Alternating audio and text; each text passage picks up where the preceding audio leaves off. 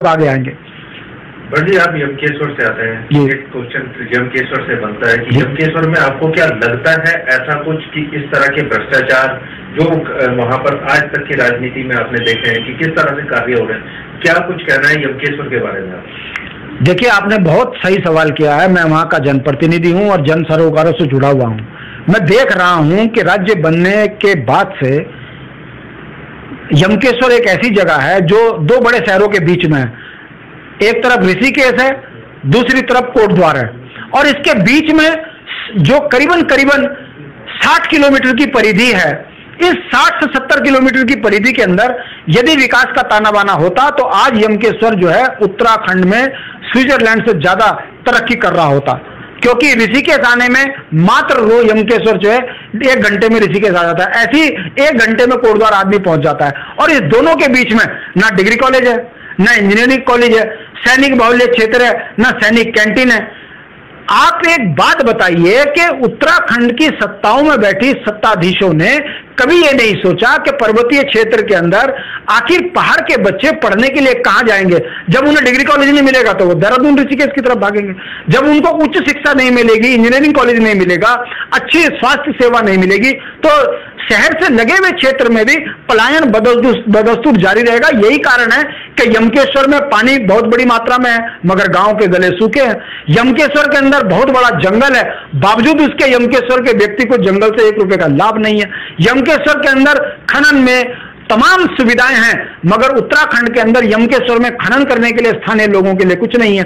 किसान को खेती करने के लिए इसलिए दूर किया जा रहा है क्योंकि जंगली जानवर वहां पर हैं। रोज किसानों के बीच में और जंगली जानवरों के बीच में टकराव हो रहा है। मगर सरकार की नीतियां राज्य विरोधी हैं, जिस कारण यमकेश्वर खाली हुआ है। उसी का परिणाम है कि आज यमकेश्वर विधानसभा विकास से महरूम है। हम इसको लेकर जनता के बीच में जा रहे हैं, समझा रहे हैं, जनता समझ रही है। मेरा विश्वास है कि 2022 में क्षेत्रीय सोच की वहां पर जो है लहर आएगी और इन राष्ट्रीय पार्टियों को उखेड़ेगी। और जिस दिन राष्ट्रीय पार्टी की सत्ता उत्तराखंड से हटेगी, मैं दावे के साथ आपके चैनल में कह रहा हूं, मनरेगा के घोटालेबाजों को जेल भेज दिया जाएगा। डीपीआरओ पौड़ी, जिन्होंने उत्तराखंड को लूटने में नंबर 1 भूमिका निभाई है, वो किसी के कार्यकाल में कोई भी रहा हो, इसकी जांच सदन से कराकर उत्तराखंड में ऐसे भ्रष्ट अधिकारियों के ऊपर कार्रवाई कराएंगे। हमारा यह कहना है कि जब 50 रुपए का कोई इनकम टैक्स चोरी करता है तो उसे जेल भेज दिया जाता है। तो जो उत्तराखंड के अंदर छोटी पंचायतों में भ्रष्टाचार बड़े बड़े अधिकारी कर रहे हैं, आखिर इनके ऊपर जेल की कार्रवाई कब होगी? इनके ऊपर सख्त से सख्त कौन सी सरकार काम करेगी? यदि इसकी तय में जाएंगे तो चोरों के हाथ में सत्ता चली जाएगी, तो उत्तराखंड के अंदर चोर से लेकर बेईमान ही पनपेंगे। हमारा यह मानना है कि जो धरती पुत्र हैं, जिस दिन उनके हाथ में सत्ता आएगी वही उत्तराखंड का चौमुखी विकास करेंगे। यही कारण है कि अब जनता की समझ में आ रहा है कि जिन्होंने राज्य बनाया उनको सत्ता में बैठाना बहुत जरूरी है। कर्णवाल हो, चैंपियन हो, अगर पार्टियां बदलते हैं तो क्या चरित्र बदल जाता है? इसके बाद ये आखिरी सवाल है हमारा आपसे कि क्या जनता क्या समझे इससे, आप क्या संदेश देंगे? बहुत बढ़िया सवाल आपने किया है। कांग्रेस की सरकार गिराकर भारतीय जनता पार्टी को पोषित करने वाले क्या इस राज्य के लिए, इस देश के लिए ईमानदार हैं? दुर्भाग्य देखिए, वो सारे बागी भारतीय जनता पार्टी में गए, चुनाव जीत गए।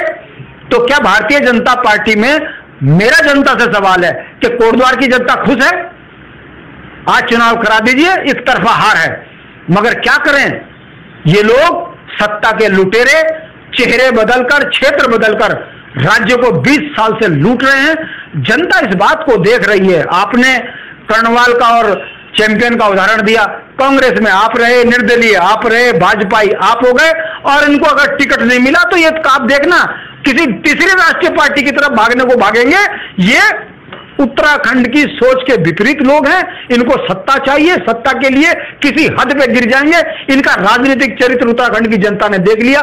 ये ना ये पार्टी के हैं, ना ये राज्य के हैं। ये केवल अपने और अपने परिवार को पनपाने के लिए हैं। ये भ्रष्टाचारी लोग हैं, सिद्ध हो चुका है।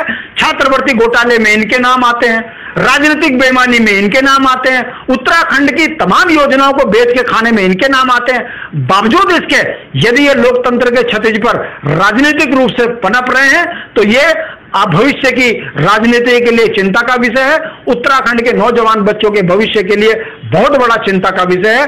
हम ये बात जनता के बीच में रख रहे हैं, जनता समझ रही है, धीरे धीरे उनको उत्तराखंड से जनता बाहर का रास्ता दिखाएगी, ये मेरा विश्वास है।